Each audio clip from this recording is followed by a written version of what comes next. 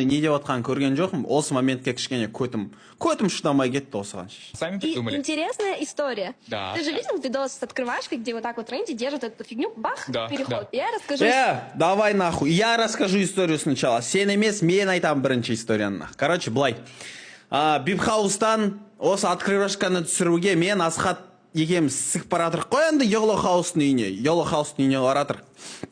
И Жолжыныке Асхат маған айтады да, Таир, сені білем дейді, сен сөз іздеп қалтаңнан сөз іздеп жүрмейтін баласың. Не келеді? Ойыңа соны айта саласың дейді да. Мыналар, бля, анимешниктар дейді да, үйінен шығып көрмеген балалар мыналар дейді. Сен, пожалуйста дейді, не, қатты тиспеш дейді бұларға. Қатты тиспеш, ну и нахуй дейді. Тиспе дейді. Ойыңа келгенде айтпа дейді. Добрый, френдли болып жүрші дейді. Все дедім Асеке. Какой вопрос дедім? Бүйтіп тұрамыз бәріміз тұрамыз. Мына Рэнди атып жатыр ғой, көріп тұрсыңдар ғой Рэнди. Рэндидің орнында жапырақ тұрған. Мына жерде Рэндидің орнында жапырақ тұрған. Бізде 2-3 хлопушка болған. Яна жапырақ. Алады да хлопушканы менің бетіме атады ғой, ойландаршы. Бүйтіп типа камераға емес, камераның артқы жағында тұрған менің бетіме атады ғой.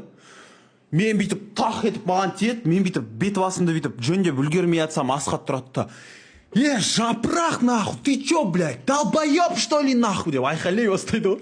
Жапырақ, байқұс аяқта бүйтіп кірерге жер таппай, не істерін білмей, мен Асхатқа айтамын, Асхат тоқта деймін. Маған айттың ғой, сен таксичный болмаса өзіңіз не істеп жатсыз деп енді айтып жатырмын да, қойсаңызшы, жындыма кішкентай балалар ғой, ничего страшного деп. Сөйтіп жапырақты артқа жібердік та, жапырақтың орнына